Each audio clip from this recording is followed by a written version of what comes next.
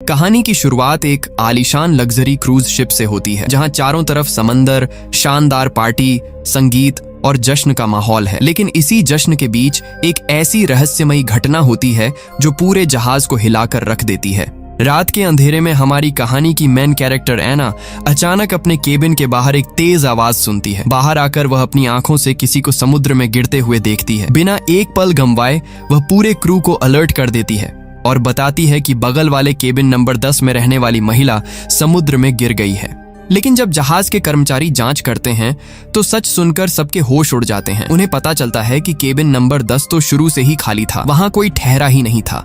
सबसे चौंकाने वाली बात यह है कि कुछ घंटे पहले ही एना गलती से उसी केबिन में चली गई थी जहां उसकी मुलाकात एक अनजान महिला से हुई थी। उसने माफी मांगी और वापस अपने कमरे में आ गई। अगर केबिन खाली था तो वह महिला कौन थी, और अगर वहां कोई था ही नहीं तो फिर समुद्र में आखिर गिरा कौन? क्या एना ने सच में किसी को देखा था या फिर उसकी आंखों ने उसे धोखा दिया? केबिन नंबर 10 का रहस्य क्या है, और इस क्रूज पर आखिर ऐसा कौन सा खौफनाक सच छिपा है जो हर किसी से छुपाया जा रहा है? इन्हीं सवालों के जवाब छिपे हैं इस जबरदस्त मिस्ट्री थ्रिलर फिल्म में। तो बिना किसी देरी के आइए शुरू करते हैं आज की कहानी। कहानी की शुरुआत न्यूयॉर्क शहर से होती है, जहां हमें एना को दिखाया जाता है। एना एक न्यूज़पेपर में रिपोर्टर है और उसका काम ऐसे मामलों की रिपोर्टिंग करना है जिन पर लिखने से बड़े बड़े लोगों की मुश्किलें बढ़ जाती हैं। कभी किसी भ्रष्ट अफसर का सच लोगों के सामने लाना, कभी किसी नेता के घोटाले का पर्दाफाश करना, तो कभी किसी मर्डर केस की पूरी सच्चाई सबके सामने रखना। एना जिस भी खबर पर काम करती है वो लगभग हर बार बड़ी खबर बन जाती है और लोग उसे खूब पढ़ते हैं। लेकिन इतनी मेहनत और ईमानदारी के बावजूद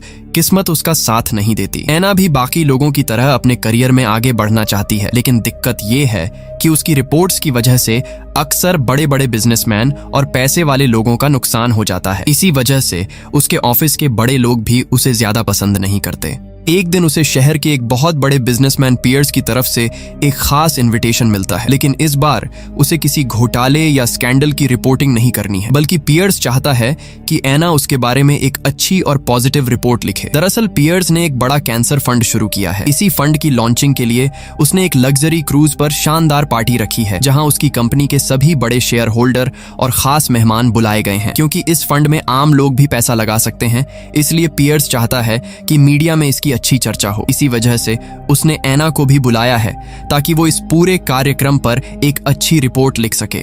एना अच्छी तरह समझती है कि ये सिर्फ एक न्यूज कवर करने का मौका नहीं है। इस जहाज पर शहर के सबसे अमीर और ताकतवर लोग मौजूद होंगे। अगर उनसे पहचान बन गई तो उसका करियर पूरी तरह बदल सकता है। इसलिए वो बिना ज्यादा सोचे समझे उस लग्जरी क्रूज पर पहुंच जाती है। लेकिन जहाज पर कदम रखते ही एना का मूड थोड़ा खराब हो जाता है। उसने सोचा था कि ये सफर बहुत मजेदार रहेगा, थोड़ा घूमना फिरना होगा, बड़े बड़े अमीर लोगों से मिलने का मौका मिलेगा और साथ ही अपना काम भी आराम से पूरा हो जाएगा। लेकिन जैसे ही वो जहाज पर चढ़ती है उसकी मुलाकात उसके एक्स बॉयफ्रेंड से हो जाती है।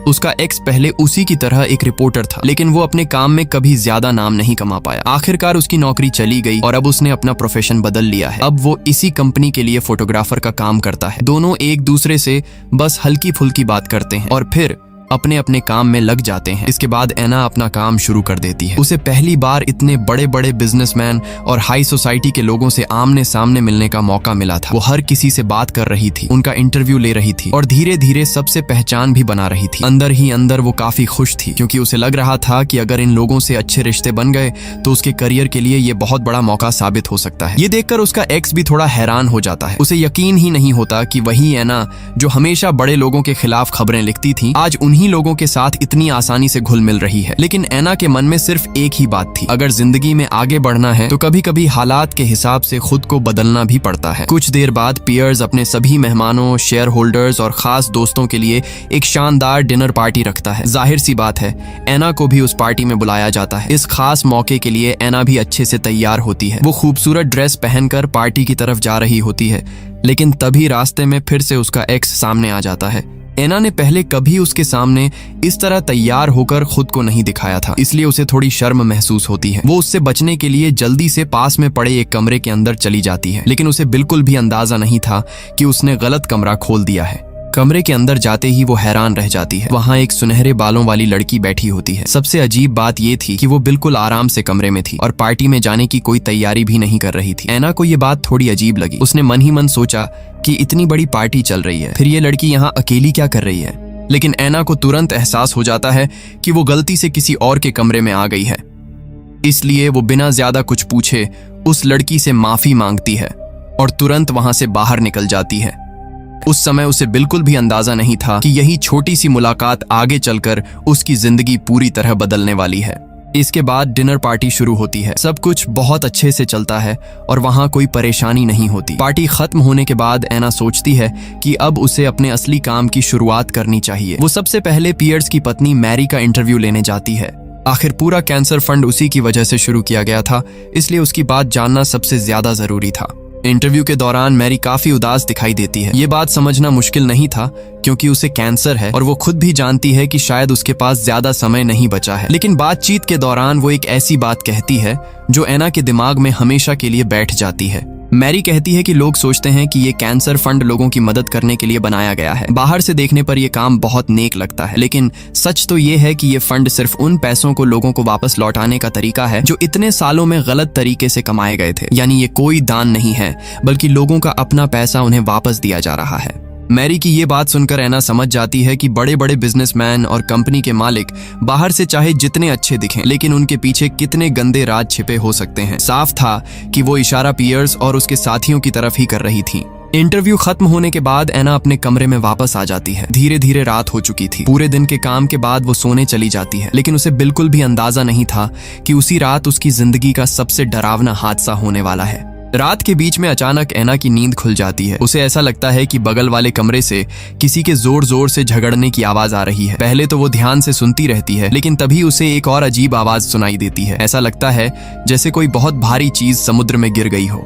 ये आवाज सुनते ही ऐना तुरंत अपने कमरे से बाहर निकलती है और जहाज के किनारे जाकर नीचे समुद्र की तरफ देखने लगती है। अंधेरा बहुत ज्यादा था, इसलिए उसे साफ साफ कुछ दिखाई नहीं देता, लेकिन थोड़ी देर बाद उसे पानी में एक औरत तैरती हुई नजर आती है। अंधेरे की वजह से वो उसका चेहरा नहीं देख पाती, लेकिन तभी उसकी नजर बगल वाले केबिन नंबर 10 की रेलिंग पर पड़ती है, जहाँ उसे खून के निशान दिखाई देते हैं। ये देखकर ऐना के होश उड़ जाते हैं। उसे पूरा यकीन हो जाता है कि अभी अभी केबिन नंबर 10 में रहने वाली औरत को किसी ने मारकर समुद्र में फेंक दिया है। बिना एक सेकंड की देरी किए वो तुरंत जहाज के स्टाफ को बुलाती है और उन्हें बताती है कि कोई औरत समुद्र में गिर गई है। ये खबर मिलते ही कप्तान तुरंत जहाज रुकवा देता है और रेस्क्यू टीम को तलाश शुरू करने का आदेश देता है। इसके बाद कप्तान खुद ऐना के पास आता है और उससे पूछता है कि आखिर उसने क्या देखा था। ऐना पूरी बात विस्तार से बताती है। वो कहती है कि बगल वाले केबिन नंबर 10 में एक औरत रह रही थी। आज दिन में वो गलती से उसी के कमरे में चली गई थी और उसने उस औरत को अपनी आंखों से देखा भी था, इसलिए उसे पूरा यकीन है कि वही औरत समुद्र में गिराई गई है। लेकिन तभी कहानी में पहला बड़ा ट्विस्ट आता है। कप्तान ऐना की बात सुनकर कहता है ये नामुमकिन है, क्योंकि केबिन नंबर 10 में कोई रहता ही नहीं। वो कमरा पूरी तरह खाली है। जिस मेहमान को वहां रुकना था वो आखिरी समय पर नहीं आ पाया था। ये सुनकर ऐना पूरी तरह हैरान रह जाती है। वो बार बार कहती है कि ऐसा नहीं हो सकता, उसने अपनी आंखों से उस औरत को देखा था, वो झूठ नहीं बोल रही। फिर ऐना कहती है कि अगर यकीन नहीं है तो चलकर केबिन नंबर 10 की रेलिंग देख लीजिए, वहाँ खून के निशान है। लेकिन जब सब लोग वहाँ पहुँचते हैं तो रेलिंग बिल्कुल साफ होती है, खून का एक भी निशान नहीं बचा होता। ऐना को समझ ही नहीं आता कि ऐसा कैसे हो सकता है, लेकिन उसे अचानक एक और बात याद आती है। वो कहती है कि उसके कमरे की तरफ एक सिगरेट का टुकड़ा उड़कर आया था, शायद वही सबूत बन सकता है। लेकिन जब वो जाकर डस्टबिन देखती है तो उसके अंदर भी कुछ नहीं होता, सिगरेट का टुकड़ा भी गायब हो चुका था। अब कप्तान को पूरा यकीन हो जाता है कि ऐना ने शायद अंधेरे में कुछ गलत देख लिया होगा। वो कहता है कि शायद उसे कोई गलत फहमी हुई है। इसके बाद वो जहाज दोबारा चलाने का आदेश दे देता है और सफर फिर से शुरू हो जाता है। लेकिन ऐना का दिमाग पूरी तरह उलझ चुका था। उसे बार बार वही बात परेशान कर रही थी। उसने अपनी आंखों से एक औरत को देखा था, फिर वो औरत अचानक गायब कैसे हो गई, खून के निशान कहाँ चले गए और सारे सबूत एक ही रात में कैसे साफ हो गए। पूरी रात यही सवाल उसके दिमाग में घूमते रहते हैं। अगली सुबह भी ऐना इस बात को भूल नहीं पाती। वो जितना सोचती है उतना ही उसे लगता है कि कल रात जो उसने देखा था वो बिल्कुल सच था। एक जिंदा इंसान को वो अपनी आंखों से देखकर गलत कैसे पहचान सकती है। यही सोचकर वो फैसला करती है कि अब वो खुद इस पूरे मामले की सच्चाई पता लगाएगी। अगली सुबह ऐना को पूरी रात की घटना बार बार याद आ रही थी। जितना वो उसके बारे में सोच रही थी उतना ही उसे यकीन होता जा रहा था कि उसने कोई सपना नहीं देखा था। उसने अपनी आंखों से एक औरत को देखा था, फिर वो अचानक ऐसे कैसे गायब हो सकती है। इसलिए एना ने तय कर लिया कि अब वो इस पूरे मामले की सच्चाई खुद पता लगाएगी। सबसे पहले वो सीधे पियर्स के पास जाती है और उसे पूरी बात बताती है। एना कहती है कि चाहे उसे यकीन हो या ना हो, लेकिन एक बार पूरे जहाज की अच्छे से तलाशी जरूर लेनी चाहिए। हो सकता है वो औरत कोई मेहमान न होकर जहाज पर काम करने वाली स्टाफ में से कोई हो। अगर ऐसा है तो उसकी जान अभी भी खतरे में हो सकती है। एना की बात सुनकर पियर्स तुरंत जहाज पर काम करने वाले सभी लोगों को एक जगह इकट्ठा कर लेता है। एक एक करके सबकी गिनती की जाती है, लेकिन हैरानी की बात ये होती है कि कोई भी गायब नहीं होता। जहाज का हर स्टाफ मेंबर वहीं मौजूद था। अब एना खुद भी सोच में पड़ जाती है। उसे समझ ही नहीं आता कि आखिर उसने जो देखा था वो सच था या फिर सच में उसका वहम था। इसी बीच अचानक एना के दिमाग में एक बात आती है। उसे याद आता है कि उसका एक्स बॉयफ्रेंड इसी कंपनी में फोटोग्राफर का काम करता है और काफी समय से इनके साथ घूम रहा है। हो सकता है उसके कैमरे में उस सुनहरे बालों वाली औरत की कोई फोटो हो। बस फिर क्या था। एना तुरंत उसके पास जाती है और दोनों मिलकर कैमरे की सारी तस्वीरें देखने लगते हैं। काफी देर तक फोटो देखने के बाद आखिरकार उन्हें वही लड़की दिखाई दे जाती है, वही सुनहरे बालों वाली औरत जिसे एना ने केबिन नंबर 10 में देखा था। अब एना को पूरा यकीन हो जाता है कि वो कोई सपना नहीं था, वो औरत सच में इस जहाज पर मौजूद थी। ये फोटो मिलते ही एना बिना देर किए उसे लेकर सीधे पियर्स के पास पहुंच जाती है। वो फोटो दिखाकर कहती है कि अब तो साफ सबूत है, अब इस औरत को ढूंढना चाहिए और पता लगाना चाहिए कि वो कहाँ है। लेकिन पियर्स फोटो देखते ही हंसने लगता है। वो कहता है कि ये तस्वीर तो कई महीने पहले की है, उसे खुद भी नहीं पता कि ये लड़की कौन है, ऐसे में वो उसे कहां से ढूंढे। फिर वो समझाता है कि ऐसे बड़े बड़े अमीर लोगों की पार्टियों में अक्सर बाहर से मॉडल्स और खूबसूरत लड़कियों को बुलाया जाता है ताकि पार्टी का माहौल अच्छा लगे। कौन किसे बुलाकर लाया था ये पता लगाना लगभग नामुमकिन है, इसलिए सिर्फ एक पुरानी फोटो के सहारे किसी की तलाश नहीं की जा सकती। पियर्स की बात सुनने के बाद एना के पास कोई जवाब नहीं बचता। उसे भी लगता है कि उसकी बात पूरी तरह गलत नहीं है, इसलिए फिलहाल वो इस मामले को वहीं छोड़ देती है। लेकिन अजीब बात ये थी कि जब भी एना इस केस से पीछे हटने की कोशिश करती, तभी उसके सामने कोई नई चीज आ जाती जो उसे फिर से उसी रहस्य की तरफ खींच लेती। उसी दिन जब एना अपने कमरे में नहा रही होती है, तभी अचानक कोई उसे डराने की कोशिश करता है। उसे साफ साफ धमकी दी जाती है कि अगर उसे अपनी जान प्यारी है तो वो तुरंत इस मामले की जांच बंद कर दे। ये धमकी मिलते ही एना के मन का आखिरी शक भी खत्म हो जाता है। अब उसे पूरा यकीन हो जाता है कि उस रात उसने जो देखा था वो बिल्कुल सच था। किसी ने सच में जहाज पर एक औरत का कत्ल किया था और उसके बाद उसकी लाश समुद्र में फेंक दी थी, और अब वही लोग उसे भी चुप कराना चाहते थे ताकि ये राज हमेशा के लिए छिपा रहे। अब एना डरने वाली नहीं थी। उसने फैसला कर लिया कि चाहे कुछ भी हो जाए, उसे ऐसे सबूत ढूंढने होंगे जिन्हें कोई मिटा ना सके। तभी उसे अचानक उस सुनहरे बालों वाली औरत की एक बात याद आती है। जब वो गलती से उसके कमरे में गई थी तब ऐसा लग रहा था जैसे वो अभी अभी बाथरूम इस्तेमाल करके निकली हो। एना सोचती है कि अगर वो उस कमरे के बाथरूम में जाकर उसकी इस्तेमाल की हुई चीजें देखे तो शायद उसे उसके बाल या कोई और सबूत मिल जाए। यही सोचकर वो अपनी जान जोखिम में डालकर चोरी छिपे दोबारा केबिन नंबर 10 के अंदर घुस जाती है। इस बार उसकी किस्मत साथ देती है। कमरे के अंदर उसे आखिरकार एक ऐसा सबूत मिल जाता है जिसे देखकर उसकी आंखें चमक उठती हैं। वहां उसे एक सुनहरे रंग का बाल मिल जाता है। अब एना को पूरा यकीन हो जाता है कि उस कमरे में सचमुच कोई औरत रह रही थी और उसकी बात बिल्कुल सही थी। वो तुरंत वो बाल लेकर अपने एक्स बॉयफ्रेंड के पास पहुंचती है और कहती है, देखा, मैं शुरू से सच कह रही थी। केबिन नंबर 10 खाली नहीं था, वहां कोई औरत रह रही थी और मुझे पूरा यकीन है कि उसी का कत्ल किया गया है। लेकिन एना का एक्स बॉयफ्रेंड उसकी बात सुनकर बिल्कुल भी हैरान नहीं होता। वो बहुत शांत होकर कहता है, मान लो तुमने ये साबित भी कर दिया कि केबिन नंबर 10 में कोई औरत रह रही थी, तो उससे क्या बदल जाएगा? हम इस समय उन लोगों के बीच फंसे हुए हैं जिनके पास बहुत पैसा, ताकत और पहुंच है। यहाँ मौजूद लगभग हर इंसान किसी न किसी बड़े आदमी से जुड़ा हुआ है। ऐसे लोगों से लड़ना हमारे जैसे आम लोगों के बस की बात नहीं है। अगर हमें अपनी नौकरी भी बचानी है और इस जहाज से जिंदा उतरना भी है तो सबसे अच्छा यही होगा कि हम कुछ भी न देखें और कुछ भी न जाने। एना उसके शब्दों के बारे में सोचने लगती है। उसे भी धीरे धीरे एहसास होता है कि वो गलत नहीं कह रहा। आखिर सामने जिन लोगों से उसका सामना है वो बहुत ताकतवर हैं। अगर वो ज्यादा आगे बढ़ी तो उसकी अपनी जान भी खतरे में पड़ सकती है। यही सोचकर एना कुछ समय के लिए खुद को शांत कर लेती है और फैसला करती है कि अब वो इस मामले में ज्यादा दखल नहीं देगी। इसके बाद वो बाकी मेहमानों की तरह पार्टी और दूसरे प्रोग्राम में शामिल होने लगती है। बाहर से देखने पर ऐसा लगता है जैसे उसने जांच पूरी तरह छोड़ दी हो, लेकिन इसी दौरान उसे एक और अजीब बात नजर आती है। उसे याद आता है कि जब उसने पहली बार पियर्स की पत्नी का इंटरव्यू लिया था तब वो बहुत खुलकर बातें कर रही थी। उसकी हर बात में आत्मविश्वास था और वो अपनी सोच साफ साफ रख रही थी।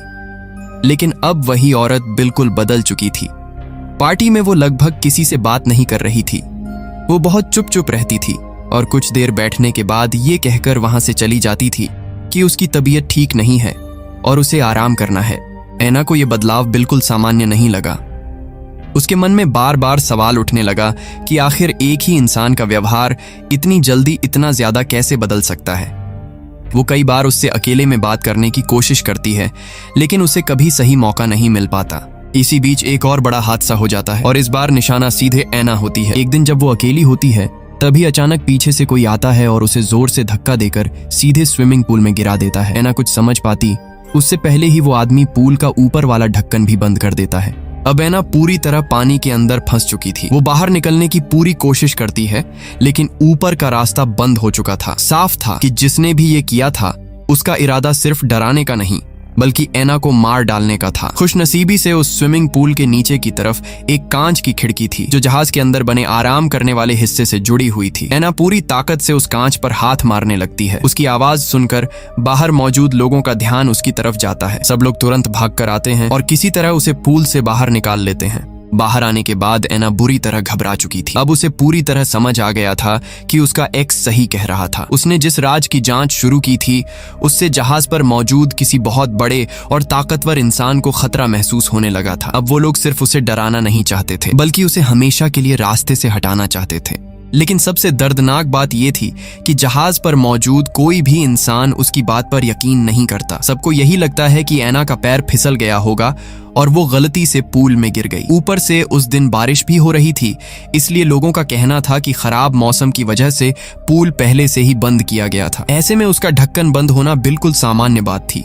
अब ऐना के पास अपनी बात साबित करने का कोई तरीका नहीं बचा था। वो चाहकर भी किसी को सच्चाई नहीं बता पा रही थी। तभी उसे अचानक याद आता है कि उसके पास तो अभी भी सबसे बड़ा सबूत मौजूद है, वही सुनहरे बाल जो उसे केबिन नंबर 10 से मिले थे। अगर वो बाल सबको दिखा दे तो कम से कम ये तो साबित हो जाएगा कि उस कमरे में सचमुच कोई औरत रह रही थी। लेकिन अगले ही पल उसके पैरों तले जमीन खिसक जाती है। ऐना को अचानक याद आता है कि जब लोगों ने उसे स्विमिंग पूल से बाहर निकाला था तब उसके भीगे हुए कपड़े और कोट भी स्टाफ अपने साथ ले गए थे ताकि उन्हें साफ किया जा सके। और वही सुनहरे बाल जो उसके सबसे बड़े सबूत थे उसके कोट की जेब में रखे हुए थे। वो घबराकर तुरंत अपना कोट ढूंढती है, लेकिन जैसे ही जेब टटोलती है उसके होश उड़ जाते हैं। जेब पूरी तरह खाली थी। वो बाल वहां से गायब हो चुके थे। अब ऐना को समझते देर नहीं लगती कि किसी ने मौका मिलते ही उसका सबसे अहम सबूत चुरा लिया है। अब उसके दिमाग में एक और सवाल आता है। अब तक सिर्फ एक ही इंसान जानता था कि उसके पास वो सबूत है और वो था उसका एक्स बॉयफ्रेंड, इसलिए सबसे पहले शक भी उसी पर जाता है। ऐना सीधे उसके पास पहुंचती है और गुस्से में पूछती है कि कहीं उसने ही तो वो सबूत गायब नहीं किया।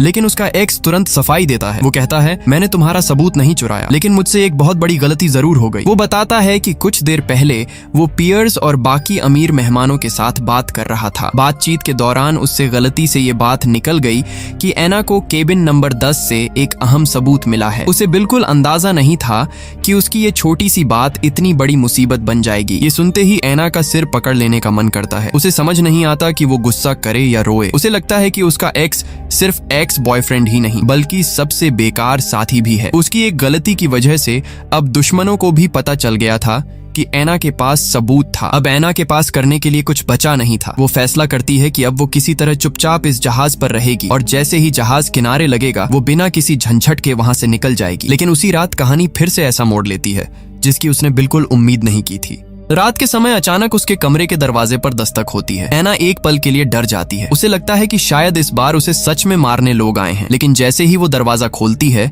उसके सामने एक काले कपड़े पहने हुई औरत खड़ी होती है। ऐना उस औरत को देखते ही चौंक जाती है क्योंकि उसने ये कपड़े पहले भी देखे थे। ये वही कपड़े थे जो उस सुनहरे बालों वाली लड़की ने पहने हुए थे जिसे ऐना ने पहली बार केबिन नंबर 10 में देखा था। बिना कुछ सोचे ऐना उसके पीछे दौड़ पड़ती है। उसके मन में सिर्फ एक ही सवाल घूम रहा था। उस रात तो मैंने अपनी आंखों से एक औरत की लाश समुद्र में गिरते हुए देखी थी। अगर वही औरत थी तो फिर ये जिंदा कैसे है? कुछ दूर जाकर वो औरत रुकती है और ऐना से कहती है, अगर अपनी जान बचानी है तो इस मामले की जांच यहीं बंद कर दो। जितना शांत रहोगी उतने ज्यादा जिंदा रहने के मौके हैं। लेकिन उसकी ये बात सुनकर ऐना और भी ज्यादा उलझ जाती है। वो उसका हाथ पकड़ लेती है और उससे सच जानने की कोशिश करती है। तभी अचानक एक और बड़ा ट्विस्ट सामने आता है। खींचातानी के दौरान उस औरत के सिर से उसके सुनहरे बालों वाली विग उतर जाती है। विग उतरते ही एना उसकी असली शक्ल देखकर पूरी तरह सन्न रह जाती है, क्योंकि उसके सामने कोई और नहीं बल्कि पियर्स की पत्नी खड़ी थी। एना अभी उससे कुछ पूछ भी नहीं पाती कि तभी वो औरत अचानक अपना आपा खो बैठती है। वो एना पर हमला कर देती है, उसे बेहोश कर देती है और फिर उसे जहाज के नीचे बने एक बंद कमरे में कैद कर देती है। अब एना पूरी तरह अकेली थी। उस अंधेरे कमरे में बंद होकर वो बार बार पूरी घटना के बारे में सोचने लगती है। वो हर छोटी बड़ी बात को जोड़ने की कोशिश करती है, लेकिन फिर भी उसे कुछ समझ नहीं आता। फिर अचानक उसे एक बात याद आती है। उसे याद आता है कि जिस रात उसने समुद्र में लाश गिरते हुए देखी थी, उसके अगले दिन से ही पियर्स की पत्नी का व्यवहार पूरी तरह बदल गया था। पहले वो खुलकर बात करती थी, लेकिन उसके बाद वो हर समय डरी हुई, चुप और सहमी सहमी रहने लगी थी। यहीं से एना के दिमाग में एक बहुत बड़ा शक पैदा होता है। उसे लगने लगता है कि जिस औरत को अभी तक सब लोग पियर्स की पत्नी समझ रहे हैं, शायद वो असली पत्नी है ही नहीं, बल्कि असली पत्नी की जगह केबिन नंबर 10 में रहने वाली वही सुनहरे बालों वाली औरत उसकी जगह बनकर रह रही है। यहीं से एना पहली बार इस पूरे खेल की असली सच्चाई के बेहद करीब पहुंच जाती है। कुछ देर बाद वही सुनहरे बालों वाली लड़की फिर से एना के पास आती है। इस बार एना बिना डरे सीधे उससे कहती है कि अब उसे सब कुछ समझ में आ गया है। जिस औरत को अब तक सब लोग पियर्स की पत्नी समझ रहे हैं, वो असली पत्नी नहीं है। असली पत्नी की जगह वही लड़की उसकी पहचान लेकर सबके सामने उसकी एक्टिंग कर रही है। एना की ये बात सुनते ही लड़की समझ जाती है कि अब उससे सच्चाई छिप नहीं सकती, इसलिए वो आखिरकार सब कुछ सच सच बता देती है। वो कहती है कि एना का शक बिल्कुल सही है। पियर्स ने ही उसे पैसे देकर अपनी पत्नी का किरदार निभाने के लिए रखा था। उसने सोशल मीडिया पर उसकी तस्वीर देखी थी, क्योंकि उसकी शक्ल अपनी पत्नी से काफी मिलती जुलती थी। इसी वजह से उसने उसे इस पूरे प्लान का हिस्सा बनाया था। अब यहाँ फिल्म का एक पुराना सीन भी समझ में आता है। याद होगा जब एना ने पहली बार पियर्स की पत्नी का इंटरव्यू लिया था, तब उसने एक बात कही थी कि ये कैंसर फंड पियर्स ने उसके लिए नहीं बनाया, बल्कि वो खुद ये फंड शुरू करना चाहती थी। यानी पियर्स जो सबके सामने कह रहा था, असलियत उससे बिल्कुल अलग थी। सच तो ये था कि पियर्स की पत्नी चाहती थी कि इतने सालों में उनकी कंपनी ने लोगों से जो पैसा गलत तरीके से कमाया है, वो सब वापस लोगों की भलाई में लगाया जाए। उसे लगता था कि उन्होंने अपनी जिंदगी में बहुत गलत काम किए हैं और अब उन पैसों से लोगों की मदद करके अपनी गलतियों का कुछ प्रायश्चित करना चाहिए। लेकिन पियर्स को यह बात बिल्कुल मंजूर नहीं थी। उसे सिर्फ अपनी दौलत और कंपनी पर कब्जा चाहिए था। दिक्कत ये थी कि कंपनी की असली मालिक उसकी पत्नी थी। सारे बड़े फैसले उसी के हाथ में थे और पियर्स खुद सिर्फ नाम का मालिक था। इसलिए उसने एक बहुत ही खतरनाक प्लान बनाया। उसने अपनी पत्नी का कत्ल कर दिया और फिर उसकी जगह इस लड़की को बैठा दिया, ताकि वही उसकी पत्नी बनकर सबके सामने कागजों पर साइन करे और पूरी कंपनी की हिस्सेदारी पियर्स के नाम ट्रांसफर कर दे। इसी वजह से उसने इस लग्जरी क्रूज पर सभी बड़े शेयर होल्डर्स और खास मेहमानों को बुलाया था। बाहर से देखने पर यह एक चैरिटी फंड का कार्यक्रम लग रहा था, लेकिन असल में पियर्स इसी मौके पर पूरी कंपनी अपने नाम करवाने वाला था। लेकिन उसके पूरे प्लान में एक बहुत बड़ी रुकावट आ गई और वो थी एना। उस रात जब पियर्स ने अपनी असली पत्नी का कत्ल किया, तब एना ने अनजाने में सब कुछ देख लिया था। तभी से वो पियर्स के लिए सबसे बड़ा खतरा बन गई। इतनी बड़ी सच्चाई जानने के बाद एना उससे पूछती है कि अगर वो शुरू से पियर्स के साथ मिली हुई थी, तो फिर उसने उसकी जान क्यों बचाई? वो चाहती तो उसे भी मरने दे सकती थी। लड़की कुछ देर चुप रहती है, फिर धीरे धीरे बताती है कि जब उसने ये काम स्वीकार किया था, तब उसे सिर्फ इतना बताया गया था कि उसे कुछ दिनों के लिए किसी और औरत का रोल निभाना है। उसे बिल्कुल भी नहीं पता था कि इस प्लान में किसी का मर्डर भी होने वाला है। लेकिन जब उसने अपनी आंखों से पियर्स को अपनी पत्नी का कत्ल करते देखा, तब वो खुद भी डर गई। इसके बाद जब पियर्स ने एना को भी मारने की कोशिश की, तब उसे पूरी तरह समझ आ गया कि जिस आदमी ने अपनी पत्नी को नहीं छोड़ा, वो काम पूरा होने के बाद उसे भी जिंदा नहीं छोड़ेगा। इसी डर की वजह से उसने पहले भी कई बार एना को इशारों में जांच बंद करने की सलाह दी थी, ताकि उसकी जान बच सके। एना उसकी पूरी बात ध्यान से सुनती है और फिर उसे समझाने की कोशिश करती है। वो कहती है कि अब भी सब कुछ खत्म नहीं हुआ है। अगर वो अभी भी पियर्स पर भरोसा करेगी, तो आखिर में उसका भी वही हाल होगा। जिस इंसान ने अपनी पत्नी को सिर्फ पैसे के लिए मार दिया, वो किसी और की जिंदगी की क्या कीमत समझेगा? अगर दोनों को जिंदा बचना है, तो उन्हें मिलकर पियर्स का सच सबके सामने लाना होगा। एना की बातें सुनकर लड़की भी सोच में पड़ जाती है। काफी देर तक चुप रहने के बाद वो कहती है कि जब जहाज किनारे लगेगा, तब वो पीछे का दरवाजा खुला छोड़ देगी, ताकि एना चुपचाप वहां से निकल सके। ये सुनकर एना उससे पूछती है, और तुम? क्या तुम मेरे साथ नहीं चलोगी? लड़की हल्की सी मुस्कुराती है लेकिन उसकी आंखों में डर साफ दिखाई दे रहा था। वो धीरे से कहती है, मेरे पास कोई दूसरा रास्ता नहीं है, मुझे अभी भी उसी पर भरोसा करना पड़ेगा क्योंकि मेरी बेटी बहुत बीमार है। उसके इलाज के लिए मुझे पैसों की सख्त जरूरत है। यही वजह थी कि मैंने ये सब करने के लिए हाँ कहा थी। उसकी बात सुनकर ऐना बिल्कुल चुप हो जाती है। अब उसे समझ आ जाता है कि ये लड़की दिल से बुरी नहीं थी, वो सिर्फ अपनी बेटी की जान बचाने के लिए मजबूरी में इस खतरनाक साजिश का हिस्सा बनी थी। ऐना उसकी मजबूरी समझ चुकी थी, इसलिए उस समय उसने उससे ज्यादा बहस नहीं की। थोड़ी ही देर बाद जहाज किनारे पहुंचने वाला था। दूसरी तरफ पियर्स खुद उस लड़की को अपने साथ लेकर शेयर ट्रांसफर की आखिरी मीटिंग के लिए निकल जाता है। इधर ऐना भी पीछे वाले रास्ते से चुपचाप जहाज से उतरकर वहां से निकलने वाली थी, लेकिन जैसे ही वो बाहर जाने लगती है उसके कदम रुक जाते हैं। वो सोचने लगती है कि अगर वो अभी यहाँ से भाग गई तो पियर्स अपना पूरा प्लान आसानी से पूरा कर लेगा। फिल्म की शुरुआत से ही हम देख रहे थे कि ऐना अपने ऑफिस में कभी वो पहचान नहीं बना पाई जिसकी वो हकदार थी। अब उसके सामने जिंदगी का सबसे बड़ा मौका खड़ा था। अगर वो इस पूरे मर्डर और प्रॉपर्टी हड़पने की साजिश का सच दुनिया के सामने ले आए तो वो सिर्फ एक बड़ी पत्रकार ही नहीं बनेगी, बल्कि उस बेगुनाह लड़की की जान भी बचा सकेगी जिसे पियर्स अपना काम खत्म होते ही शायद मार डालता। यही सोचकर ऐना वापस मुड़ जाती है। उसे याद आता है कि जब उसने पियर्स की असली पत्नी का इंटरव्यू लिया था तब उसने अपने हाथों से कुछ नोट्स और एक ड्राफ्ट लिखा था। अगर वो कागज मिल जाए तो ये साबित किया जा सकता है कि अभी पियर्स के साथ जो औरत घूम रही है वो असली पत्नी नहीं है, क्योंकि असली पत्नी की लिखावट और उसके विचार उन कागजों में साफ मौजूद होंगे। बस यही सबसे बड़ा सबूत बन सकता था। ऐना तुरंत पियर्स की पत्नी के कमरे की तरफ भागती है ताकि वो इंटरव्यू वाले कागज ढूंढ सके, लेकिन तभी पियर्स के आदमियों की नजर उस पर पड़ जाती है। दरअसल जब पियर्स को पता चला कि ऐना गायब है तभी उसे शक हो गया था कि वो चुप बैठने वाली नहीं है। इसीलिए उसने पहले ही कप्तान और अपने आदमियों को आदेश दे दिया था कि ऐना को ढूंढो और मौका मिलते ही उसे हमेशा के लिए खत्म कर दो।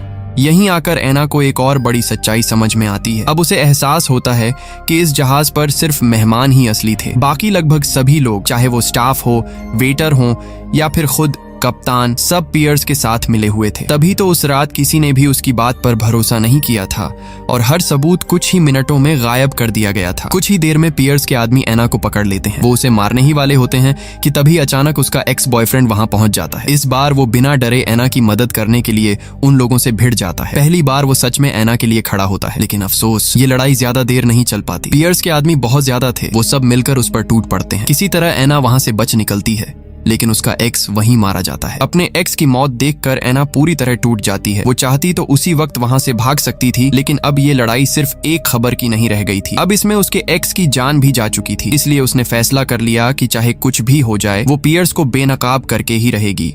इसके बाद ऐना चुपके से उस हॉल में पहुंचती है जहां शेयर ट्रांसफर का कार्यक्रम चल रहा था। पियर्स स्टेज पर खड़ा होकर सबके सामने भाषण दे रहा होता है। तभी अचानक ऐना सबके सामने आ जाती है और जोर से चिल्लाकर कहती है, पियर्स एक कातिल है, उसने अपनी ही पत्नी का कत्ल किया है। ये सुनते ही पूरे हॉल में सन्नाटा छा जाता है। पियर्स तुरंत सिक्योरिटी को इशारा करता है कि ऐना को वहां से बाहर निकाल दिया जाए, लेकिन तभी कहानी में आखिरी बड़ा ट्विस्ट आता है। जिस लड़की ने पियर्स की पत्नी बनकर सबके सामने उसकी एक्टिंग की थी वो अब ऐना का साथ देने का फैसला कर चुकी थी। वो सबके सामने कहती है कि पहले ऐना की पूरी बात सुनी जाए। अब पियर्स का पूरा प्लान बिखरने लगा था। आखिरकार उसकी साजिश सबके सामने आ जाती है। पुलिस मौके पर पहुंचती है और पियर्स को अपनी पत्नी के कत्ल, धोखाधड़ी और पूरी प्रॉपर्टी हड़पने की साजिश के आरोप में गिरफ्तार कर लिया जाता है। आखिर में पियर्स को हथकड़ियां लगाकर ले जाया जाता है और उसकी पूरी चाल वहीं खत्म हो जाती है। इसी के साथ फिल्म भी खत्म हो जाती है।